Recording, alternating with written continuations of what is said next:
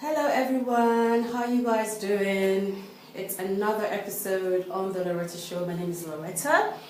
I am here to help women learn how to be better, empower them. And today we'll be talking about money literacy for kids. And guess who I have? I have the one and only Deborah Sawyerr. Sawyerr. I can't say the word. Sawyerr. Do you know, I had a doctor called Dr. Sawyerr in Nigeria then. Could be your family member. No. Could be your family member. Family, Sawyerr. Sawyerr. You're welcome, Deborah. Thank you. If you're just joining us, you've been waiting. I'm so sorry. I'm so sorry. We've been running around. My fault. I was late. Had meetings. Blah blah blah. We had to get a new location. We are so sorry. Okay. Thank you, Grace, for joining. Grace is joining us all the way from Norway. Thank you so much for joining. Okay, money literacy for kids.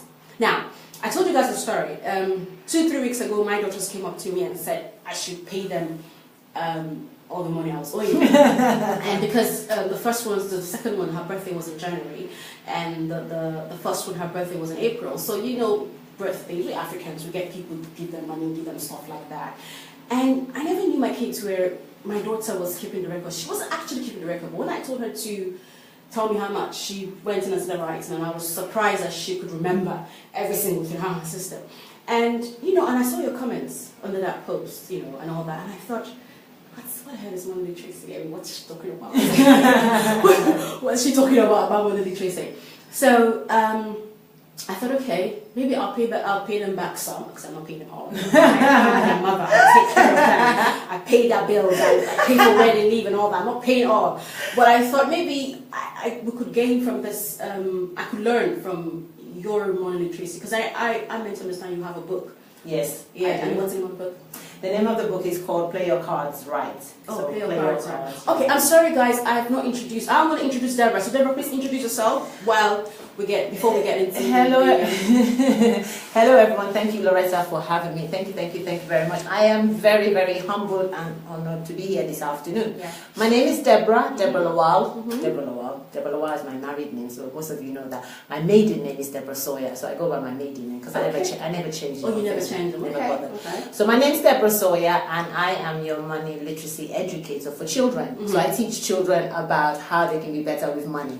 Not making more money, but just being better with money. Okay, so that's me. Okay, you're welcome. Thank you. So get your questions ready. If you have any questions to ask her regarding money literacy for kids. Now, most of us, because before the whole me being in debt with my children, I didn't realize there was anything about money literacy for kids until your comments. So my first question is, what is money literacy for kids? Okay, I knew you were going to ask me anyway, and it's a very good question. I want to just just give you two scenarios. One, when I typically go to networking events, you meet so many people and we introduce ourselves. And one of the things people say, they look at me and think, maybe I'm doing something holistic, just from the way I look. But when I come out and say, I am a money literacy educator, they're like, what? And then when I explain it, they say, well, no one taught us about money in school. So what is money literacy? The only money I learned in school was, 2 plus 1, 2 naira plus 1 naira, you divide and all that. That's the only. That is all you learn, yeah. But, money literacy really is something that we overlook. We expect our children to grow up. They do maths at school. They know how to take numbers away from each other. They know how to go to the shop and get change. But what we don't tell them is the real social, psychological side of money. It's not maths. They don't teach us that at all at school. They just expect us to know it, grow up, and then deal with money. So that really is what money literacy is, the basics of how to manage your money. Okay. Yeah. So, you're working with children. Yeah. Now, I've got 2 kids. Yeah. Where do I start from with money literacy with my kids? I don't know, but they know I'm owing them now. But where do I start from? What do I teach them? What's the first thing I need to teach my children about money? Okay, again, it's a fantastic question. Because our children and a lot of us as adults didn't really learn about it. I mean, I learned it just going along from my experiences in life, my relationship with my ex-husband, my parents. So it's not something that they teach us. So you have to really go back to the basics, the drawing board. And the drawing board is really What do I have? What money do I have? What is money? What is money meant for? What isn't money literacy? What is it? You know, so you go back to the basics. But also remember that money literacy is not an abstract concept. It's a practical concept. So the kids have to have money to learn it. They don't have money, they can't learn it. You know, because you're telling them something they have to imagine. So they have to have some form of money in their hand. So either £1, £1, £1, €1, whatever it is. Anything, they have to have money. They have to have some form of money coming in so that we can then say, okay, how do you budget? For any person, even an adult, we always start with budgeting. And you might think that a child, why would a child budget? But kids have things they want to spend their money on. Absolutely, they want to buy a crisp, they want to buy something that you don't want to buy. An iPhone 7. Well, you know, you never know. She can save up. They work it out and tell you that this is how long it's going to take them to save up for it. So you know, you start with the budget and then you work from there. But that's where the book comes in, because the book is a self-help book to help parents like you and those who have no idea where to start. Do you have any copy of the book here? I don't have any copy of the book. I only have a small part of it. I only have a small part of it because the book comes in 2 parts. It has a set of 6 flashcards which you flash in front of the kids, and then you work through the book in stages. So the flashcard and the book goes together. Okay, let's start. So I've got £10. Yes. Yeah, and I want to give it to my children. Yes. What is the first thing I do? What will I tell them? What will they do first? Okay, so it's a good one. So you've got £10 and you want to give it to your children. What's the first thing you say to them? Well, the first thing you say to them, they've got to keep it safe. They've got to keep that money safe. Okay. So how do they do that? How do they keep money safe? So a lot of children have piggy banks. You know, that's the first part. When they're young, you start with piggy banks. But really and truly, what I teach is piggy banks, a purse, whatever, underneath your pillow, in your shoes, wherever, stuff it somewhere. That's not really the ideal way to do it. You know, we can start them off with that, just saving it and putting it in their piggy bank. But what we should be doing as parents is, once we have our children, we should be opening bank accounts for them straight away, just like we get passports for them to travel with. We should be opening bank accounts for them, and then taking them with us to the bank to learn how to deposit their money. So you give them £10 and you say, this £10, you've got to manage it.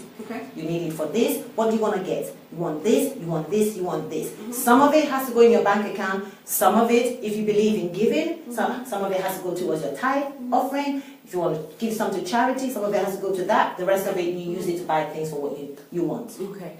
A question. We're going to come back to the question. Would you ask, do I need to pay my kids? We're going to come back to that. Thank you, Richard. We're going to come back to that if we need to pay our kids. Now, so literally, I have to be the one to tell them what to do with the money. Yes. Okay. You're the not the other way around, because I thought they were the ones to tell me what they want to do with the money. You say that again?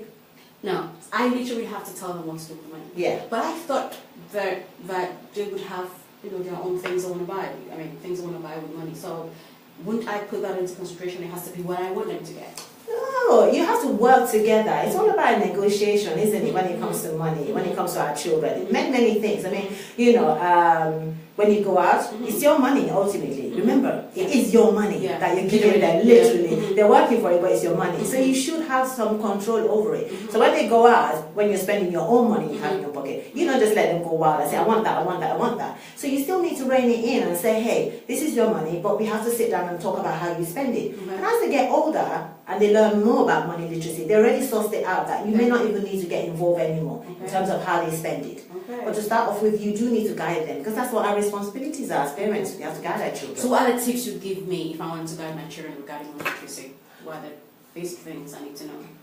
Okay, so some of the basic things you need to know. One of my favorite things when it comes to money literacy is children understanding the difference between what I need and what I want. Okay. Children mix up those words together. Even adults. Yeah. So we need to separate from our needs and our wants. Our wants. To have a definition of what that is. You need to have a separate needs. So our needs are basic necessities. A roof over our head, clothing to keep us, our nakedness cover up and protect us from the and they can't do that. No. Okay. So the needs that they have is our responsibility. It isn't for the kids to provide that, but they need to understand that I am here to provide you with your basic needs, and anything else out of that I feel I want to. But your wants is, you know, needs can then become wants, because hey, you need a pair of shoes to wear because you can't walk on the street without those shoes.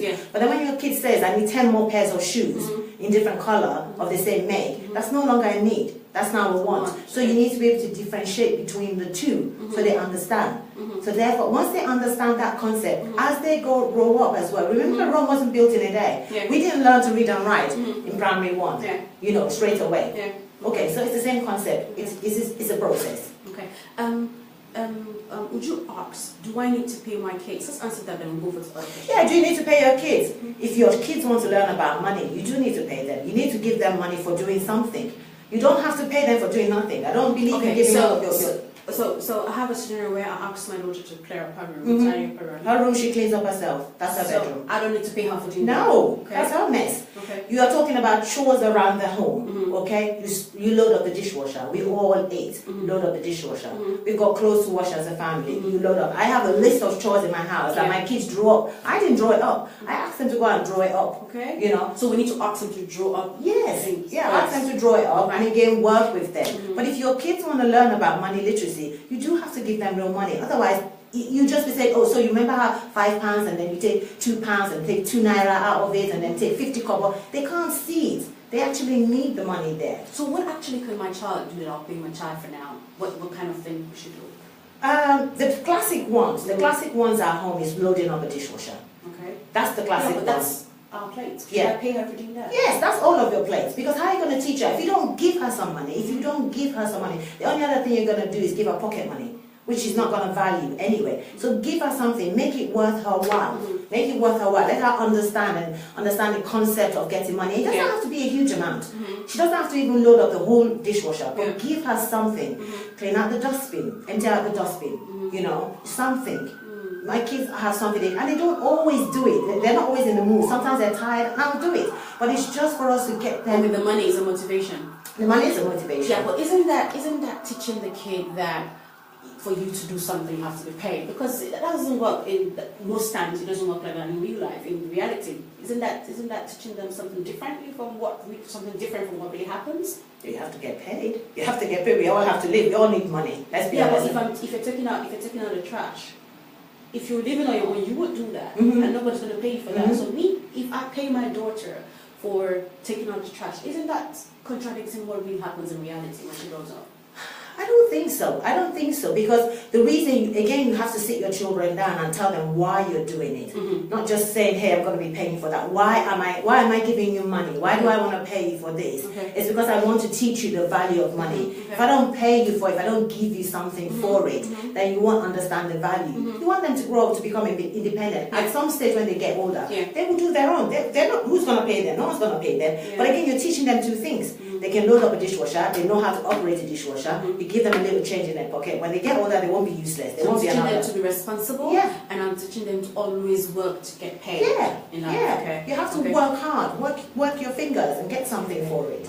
Okay. We have a question here. Would you say thanks? But I have this case. I made a standing order for my kids. But they don't know how much goes into their account. So do I need to give them the money in hand to deposit into their accounts themselves? Oh, that's a great question. So do I need to give them the money in hand to deposit in their account themselves?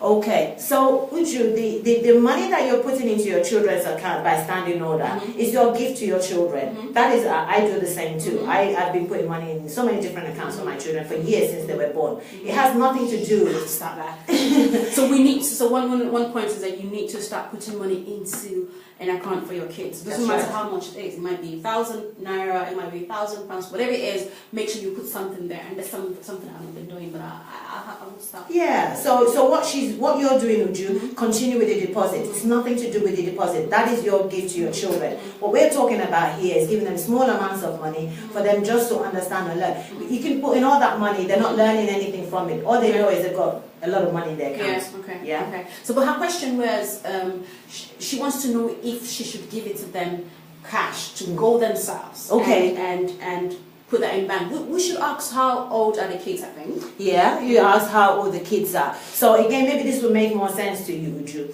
So you're putting a deposit there. And then we're talking about perhaps the money the kids are getting from their chores. I think that's how I understand it. Yes, you do take your kids there. I mean, if we're talking about from about 5, 6. The kids know when they go out, when they want to buy toys, they know nice things. Mommy, I want that. Daddy, I want that. I want that. They're old enough to ask you for things when they go out. They're old enough to escort you. You take them with you to the bank, you know, and let them give it to the cashier. Make them important, you know. Let them give it to the cashier, because when they're giving it to the cashier, it makes them feel like, oh, this is my money, and they want to see how much they've got in their bank account. Mommy, can I see how much money have I got in there? You can show them if you want to show them, if you feel comfortable. There's no big secret about it. You know. Is it okay to borrow from my kids? Yes, it is. But yes, of course. I borrow from them. I borrowed transport money from them the other day, and sometimes I try to get out of paying it back. But just like your kids, they hold me to task. They say, "Mommy, you took £2. You give me £2 back." Okay. For how long have you taught them? When did you start to do the money literacy? When did you start to do? I want to say I don't even think I can put a date on it, but it's been a gradual process, and I want to say it was probably around, I don't know, maybe 3 years ago. It could be a little bit longer. Hit and miss. My kids are 13 and 10. So you started about 10 when you were 10. So what is the ideal age to start teaching? Because my daughter is 9, my younger one is 6. So when is the ideal age to start teaching our children? You know, money literacy. And all that. As I say, as early as possible, and I'll say as once they get to an age where they know I want. For me, I like that. I like that shoe. I like that toy. Yes, I want it. They're old enough. Okay. They're old enough to start learning about it in small ways. Okay. So one question that comes to mind, and I know someone asked a question. When we talk about money literacy, so we're not just talking about them spending money, or what other things makes up money literacy. So, you know, I spoke earlier about children understanding, you know, the difference between a need and want. You know, and sometimes, you know, the kids say they need something, but it's actually something they want. They just use the wrong word. And so the way I see it, I say to my kids is this extra bit you say you want, we put it in something that we call like a bucket list, you know, a wish list. You know, if you go on Amazon and you want to buy stuff and you don't want to get it now, you know, Amazon has got a section called a wish list. And we put those things in there for the time when we have the money to pay for it. We're not always going to have the money to buy extra bits for them. And again, that's part of money literacy. It's a mental thing as well. Money literacy is also a mental thing. Because apparently, statistically, by the time our children get to the age of 10, that's why it's good to start it earlier. By the time they get to age 10, they're already set in their ways. They've got a mind of their own. They really know what they want. They know what they want and they know what they don't want. It doesn't mean they're disobedient, but they just know. They've got their mind set. And so, you know, but you don't want to leave it to that age. And I left mine pretty late, although I was dabbling in one or two things, you know. So, there's a question, right? She says, how old do you think these things can be made known to them to get them involved in money management? If my kids are 4 to 5, do you think it's wise to expose them to it earlier? Yes, it is. It is wise to expose them to it. You're spending money all the time. The world we live in right now is a scary world.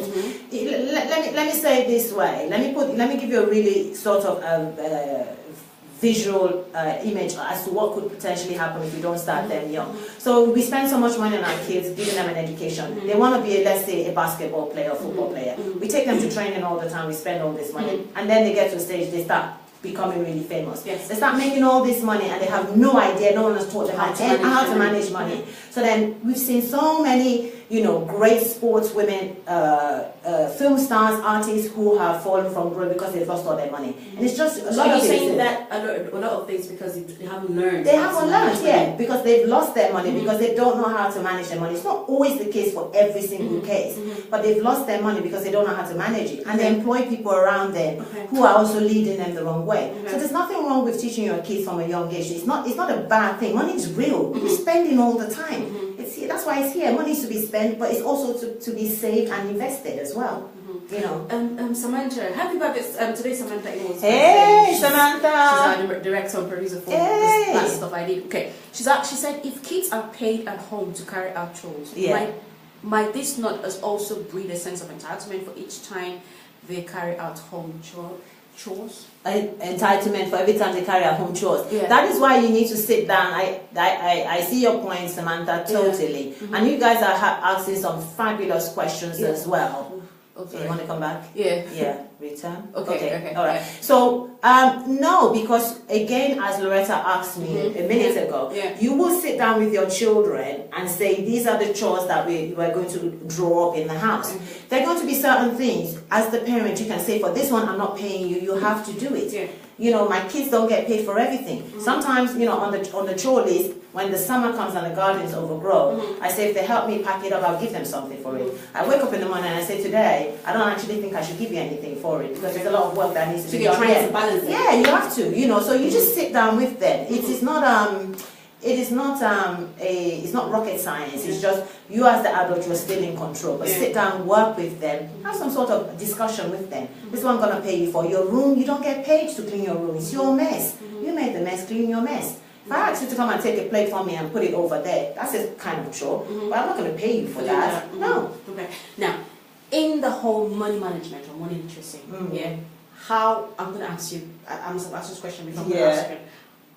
How do we start with our kids? How do you start? How do I start? Now, because I haven't started with my children already. So when I get back home today, what should I do with my children? How do I start? So you want to sit them down. Okay. Yeah, you want to sit your children down. That's the first thing you do. That's what I do. Sit them down and say, hey, you know, I learned something today and I want to get it started. And you know, the reason why I'm doing this is because I want you guys to be really good with money. You know, I want you to manage it and be good. Because where this is all leading to is them understanding that you don't have to have millions in your bank account to call yourself rich. It's about managing the small that you have coming in, so that when you have larger amounts coming in, you can manage it as well. So you want to sit them down and say, hey, I learned something today. How does it sound to you? And they may be receptive to it. No, I don't want that. Leave it for now and give it another try. It's not something so it's not something you force on them, but you want them to. And as moms, as parents, we know how to talk to our children to get them on our side, just to understand what we're saying. So you want to sit them down and say, this is how we're going to do things from now on. Make it fun. How about we write up a list of things we can do? You know, if you do this one, this will get you 50p, this will get you 10p, but make the money that you're giving them as low as possible. As low as possible.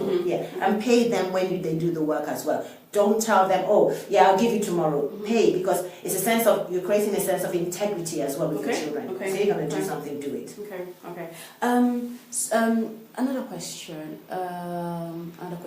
Do you also think it's good to work on their mind before exposing them to it? Because some might be grown in age, but not grown enough to handle it. Or can we sit them down constantly to talk about it?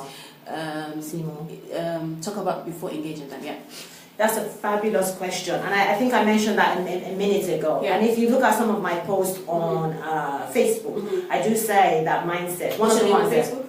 Deborah Sawyerr. Deborah Sawyerr. Her name is Deborah Sawyerr. So if you have questions, you can inbox her. Deborah Sawyerr. So one I posted the other day is mindset and money literacy. Mindset and mindset. So basically it means working on their mind. The way they think already, or even they're not mature as well mentally to understand money, has to be worked on at first. You need to work on that to say, okay, as a money literacy educator, that's what I would do with the kids I work with. I won't go straight into what's in the book, because they've never learned anything about that. You know, when a child needs to learn to read and write, we start off with the sound. You know, and then the letters, and then we string them together. And so we have to work on those things, get an idea where their mindset is at, so that we can work on that before we then start talking about something else. If not, it will be information overload for them. So yes, it's a good question. It's a mind thing. Just like adults, we have bad habits with money, and we think they're right habits. And sometimes to change our habits, it's very difficult.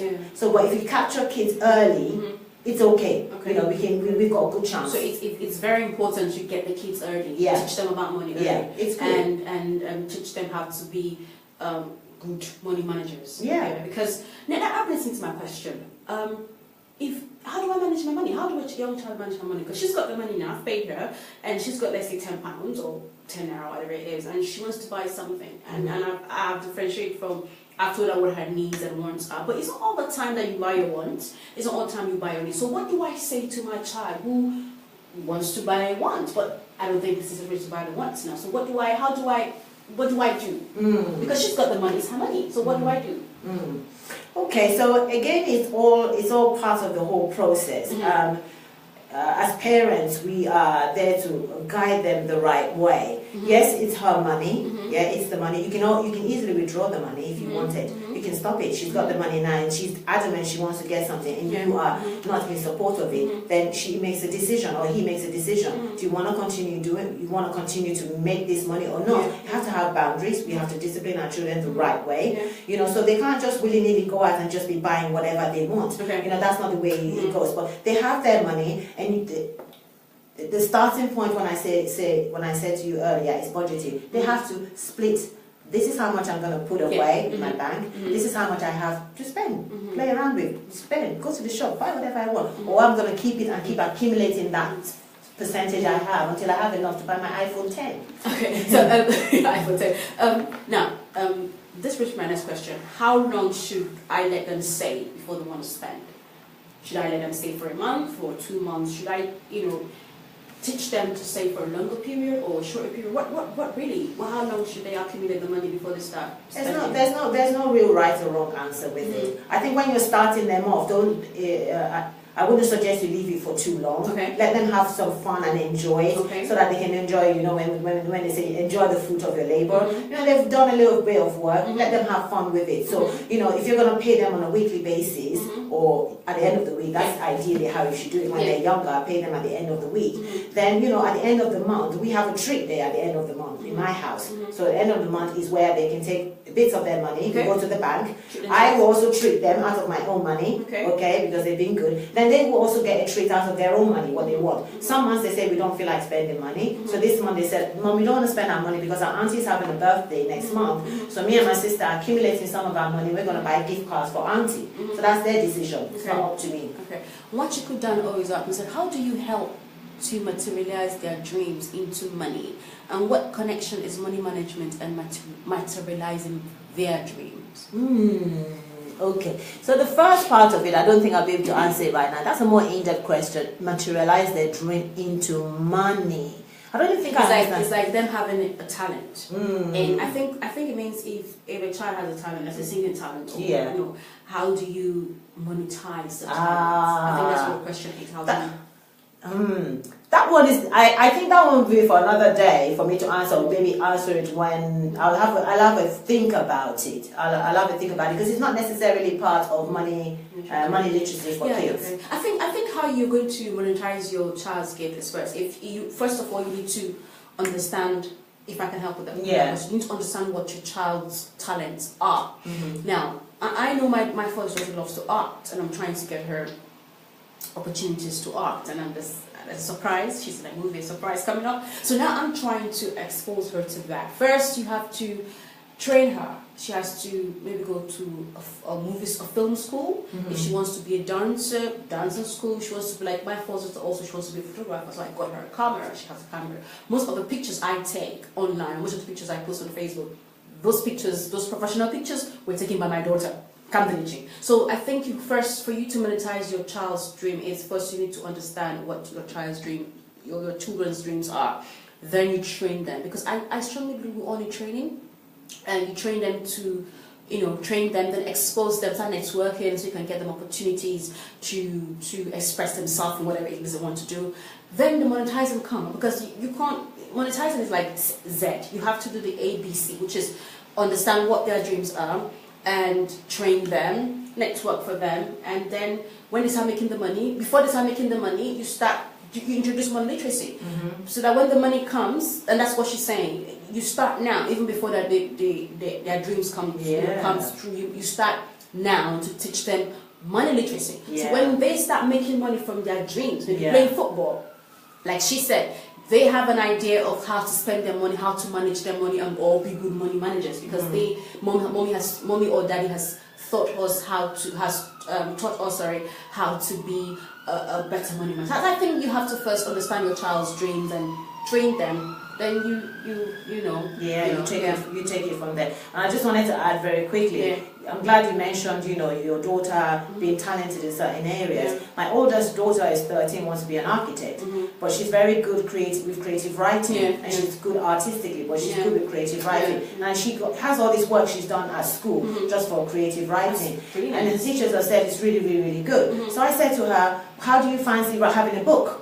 How do you fancy? You don't even have to write anything, because you've written written all the stuff already, and she's interested in it. Whether she'll follow it through is all nurturing to find out whether that's what she wants to do. Maybe she's not even really interested in it. She just writes creatively. And we have to be careful because we were once children, and growing up we have so many dreams. Like when I was growing up, I wanted to be a pilot. And at the same time, I wanted to be a footballer. And at the same time, I wanted to be a nurse. And so you have to be careful to really, really understand what your child's purpose is. You might not really be the one to find the child's purpose for them, but you would be a vehicle or a vessel to help them find what they want to really be in life. You see some of these actresses or footballers or whatever it is, especially footballers, you know, their parents find out they love to play football and they take them Sundays or take them to training Saturdays and Sundays to play football. Some parents have noticed their children they love playing with human body and they get them the skeleton whatever to practice. So you really need to understand what your child's purpose is. You don't because if you keep listening to I want to do this, you keep spending money in different places and at the end, they might not end up doing that. So it's very important while you're teaching them money literacy and them following their dreams, you need to understand, you need to put an eye, understand what your child is really good at. From growing up, I was good at talking. I wish my parents picked that. Well, our guest last week said it's called speaking. So I was good at speaking. So I wish my parents picked that and they would have forced me to learn accounting because I read accounting. I read accounting. So if my parents had picked, I was very good at speaking. You'd have been a great speaker. So that's the point. You need to understand what your child is, why you're teaching, what your child wants to be, not what he thinks he wants to be, what you think. Because we, as mothers, sometimes we tend to see the future of our children. We have this inner eye. It's like a seventh sense or sixth sense, that we have. We can see potential in them. No, and I'm not surprised my daughter said she wanted to be an architect. She's always been drawing. From a little age, she used to draw out in the course. She'd be on the as an artist, she has an imaginative mind, so she can do a creative writing. Exactly. So the two are kind of intertwined, you know. But whether she wants to actually go down that road of writing a book, I will see, because I tell her to write up the words now. And Mom has a book. Okay, let's talk about the book before we come back to this question. We have another question, but let's go back. Let's talk about your book now. Your book. What is it all about? It's all about money literacy for kids. That's what I breathe, eat, sleep, dream. That's what I do. That's my mainstay. I do other things, but that's my mainstay. But it's money literacy and for kids. And basically it's I call it the complete and basic starting point for money literacy. And so I drew it up. I wrote the book with the help of my kids. From what I've tried and tested. Because you know, who else to ask? The book is practical. It is. Who best to ask other than my children? What's the name of the book again? Play Your Cards Right. Play Your Cards Right. And where do we get them? You get it through Lulu. Lulu is a place where you get your where they do books. So Lulu.com or Lulu.co.uk? Lulu.com. Lulu.com. So anybody can get it from anywhere in the world, or we just? I believe so. Yes. I can give some more information later on. So they come in two parts. The book you can get from Lulu, and then the cards you will get from me. So the cards are not on Lulu, but once you use the link that is given, and that I will ship that out to you. So I have the cards, but you have to use the two together. But anyway, so it's a complete and basic system, and the method that I used in there, I made it fun and friendly, and I call the method. Hear it out. Bring nice wellies but stay indoors. Bring nice wellies but stay indoors. Okay. So when I said that to a group of kids, what does that mean? So when I said that to a group of kids last year, they were like, miss, but you don't have nice wellies and stay indoors. Because wellies are your boots. So you go outside, so that's the whole purpose, is to play with words for them to think. Wellies so bring nice words, stay indoors. So bring nice wellies, but each letter of each word, so the B in the bring stands for budget. And so the nice, budget. So we need to budget, that's the first bring. And then your nice, the N in the nice stands for need. Budget. So then we said wellies, didn't we? So the W stands for want. Right. Budget needs want. Then we've got a but, which is a B, so that's your bucket list. That's where you dump all the things that mommy can't get now for you. Like iPhone 7 she wants, And then stay safe. We need to save. And then indoors is the I, is the invest. So we need to invest. What kind of child invest in? I knew you were going to ask me that. What kind of child invest in? What kind of child invest in? Well, it's a tricky question. Your children don't necessarily invest themselves. They can't go to an investor, they can't go to a stockbroker, they can't do any of that. You know, but one thing I said to someone the other day is, if you have 2 children in the house and you have one child who is really into doing their chores and they like to make money, they like the idea, they do their work and everything, and you have another child who you know, does not like to do anything, because I've got one child like that at home. She likes the money, but she don't want to do the work. You know, so the way, you know, the older one will invest her money in a small way, she says to the younger one, you need some money for something. You can have some of my money, but when you give me back that money, you need to give me another extra pound for you having my money without me having it. And isn't that how we invest? We give our money to the bank or to a stockbroker. We want to buy shares. We tell them to hold on to our money for a while, and then in return for that, they give us back our money, and in return, they give us a percentage on it. So those are the ways that you can just start to teach them. They have, if you have siblings around the house, some do want to do something, some don't want to. You have cousins if you come from a big family. If a child has enough money in their piggy bank, they can start to say, hey, you can still have some of my money, but in return for that, you have to give me a little 20p extra for having my money. So you have to teach your child to, when you give someone £10, you have to learn to negotiate. Yes. Something bigger, maybe 10% extra. Yes, you have to. So, and for that, your collateral is your best toy. You give me that toy of yours, that train set that you have. I'll keep it on top of my wardrobe. I won't use it. But when I get my money back, you get your toy back. Wow. You know, so it's just getting them to think. Let them think. And it helps when they grow up, isn't it? Yeah, who wants to be borrowing money from somebody else? We want to be banks as well. We want to own our own bank. Always borrowing from somebody else. Let us own our own banks. Yeah, then we have the budget, bring nice way. The budget and needs, the wants. I'm trying to see how good my brain is. If we have the budget and needs, the wants, the bucket list, the save and the invest. Okay, so we've talked about the budget, we've talked about the needs and wants, we've talked about the bucket list, and we've talked about the Save. We talked a little bit about saving. So let's come back to saving. What methods do you use for saving? What methods can a child use for saving? Because this is going to help adults. Because someone said his name is Wale. He said, teach me to handle my money. I'm a kid too. You know, some of us adults don't know how to handle our money. So what Wale said is very true. Do you know that if I had an adult that says, I just don't know how to manage my money, I'll bring the system out and use this. So it works for both children and adults. It does. To budget your needs, your wants, your save, your bucket list, and all that. If you've never done any type of money education, you do have to go back to the basics. A 30-year-old who is illiterate doesn't know how to read at all. You have to go back to the basics. So it's the same. So it's no different. So in answer to your question, how does a child save? Okay, so when we talked about, you know, your piggy bank earlier, that's the first type of saving. For them to keep it in there, it stays there, and we know we don't just go in there and just take it when we want. We don't keep going to the shop every 5 minutes and buying stuff we don't need. Because we have money. So that's the first starting point on how they know how to just hold on to it. So you have to instill it into them discipline. That's right. You have the money doesn't mean you should spend it now. Exactly. That is what it is. That is what the saving is all about. You keep it there for now. But then as they get older, we must tell them, we must teach them that it now needs to be going somewhere else. It's not always safe to keep it in the house. We need to take it somewhere else for someone else to look after it for us. Yeah, that's interesting. Once you could ask the question, how do you influence what your kids want to spend their money on the bucket list? How do you influence that? I'll throw the question back. How do you influence your children on how they can't have everything that's in the shop, how they can't have the latest phone? I go and say, you can have that. I don't have that. You talk to your children. It's all a new concept to everyone. You know, you have to talk to your children, make them understand why you want them to do it, why you don't want them to get to an age where they will struggle financially. It's not your heart's desire. You want them to be happy and not have to make the same mistakes that we made. So it is just a case of cajoling them and talking to them to show them the benefits of it. As opposed to, you can't spend that money. That doesn't work. Okay. Well, our time is fast spent. Just before we leave, thank you so much. I want to ask this question, and then before you have your final words for this episode.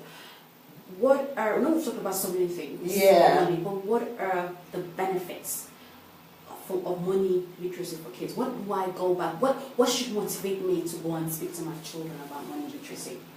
going forward in the long run. What should motivate you to go back and speak to your children about money literacy is that the society we're living in today, we're all having to hustle. We're hustling to have enough money in our pocket. We don't want our children to be children that feel they always have to borrow money. They should always have to borrow. When we look at ourselves as adults, there is enough for us to pull back on. We do have something. Sometimes we do have to borrow mortgages and things like that.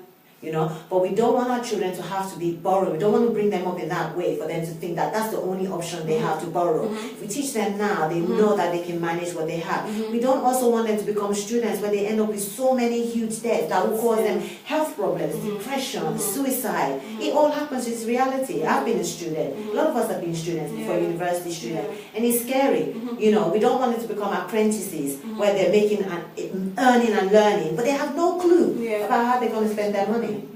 So that is what the motivation should be, the best for our kids. We want our kids to be better than us. I want my kids to be better at money than I am. Because we've learned and made mistakes growing up, so we want our kids to avoid those mistakes. We do. Like borrowing, because if we instill into our children discipline, then we realize that nobody really looks at the label of the clothes, So you don't need to spend all your money to buy a top because you want to impress people out there. So I think one of the things that money literacy will also do is to teach our children that you need to live for yourself first, not necessarily to impress people out there. Contentment. You need to be content. Exactly. It's contentment. You need to be contentment. But money literacy will also teach them that and teach them discipline. Well, that's good. That's a good reason to teach our children money literacy. It is. Yeah. Final words. Start today. Start them young. You know, start small. It doesn't matter. It doesn't have to be a huge amount. Pay them if you can. If you have to give them pocket money, do give them pocket money, but you have to do a bit more work with them. But that's it. Thank you for having me. It's great to have you guys in the house. Thank you very much. Thank you very much, Deborah, for coming. I'm trying to keep, because people complain it's long. The episodes are long, so I'm trying to keep it 45 minutes, 40 minutes. So thank you very much for coming. You're welcome. It's been so much information, and once I get back home, and I hope you guys will do that. Once you get back home today, please, bring your children, sit them down. It doesn't matter how much you have. I know some people who say, I don't have money, I don't have much money, so where would I start from? Start from 100 naira, start from 200, start from 500. Whatever you have, I have 10 pounds, I'm going to start 20 pounds. I have 20 pounds actually, so I'm going to start 10 pounds for my children. So you start from whatever you have and start teaching your children how to manage money, because we don't want them to end up, at 30 with so much debts everywhere. You don't want them to make money and blow it because you didn't teach them how to manage money. We are parents. As their parents, we have responsibility to teach them how to manage their money. So use the building blocks, which is the budget, the needs. Always remember this: the budget, the needs, the wants, the bucket list, the save, and the invest. Very, very follow that sequence. And has to follow that sequence. So you budget, you know what your needs are, you know your wants are, then you have your bucket lists, then you save, then you invest. You can invest for your child, stock exchange, whatever it is. You can teach your child how to borrow from you and pay you back, or you pay them back with an extra 10% or 20%. We have to start teaching our children how to be better money managers, because so many people who commit crime out there is because they haven't learned how to manage money, isn't it? They haven't learned to manage money, so they end up, spending what they have, blow it up, and they're out there again trying to hustle or trying to do something. Or steal or rob or whatever to feed a habit that that they have. It's tough out there. It's really, really tough out there. That's why you need to catch them young and start teaching them how to manage money. It is. Thank you very, very much for coming. Thank you guys for tuning. I know some of you complain about your data, so I'm going to start. I might start recording this thing off live, but the thing is, as I get the questions live now, it's better. It's so much fun. It's so much fun. We get you get the answers immediately and all that. So, but we'll see how it works. But I want to say thank you for everyone who's tuned in, who's watched this. Thank you so much for those who are going to watch later and share it. Thank you. And this is going to be on YouTube in the next hour or two. Thank you so much, and God bless you. And have a beautiful money literacy session with you. I wish you luck. God bless you, and see you next Thursday. Bye.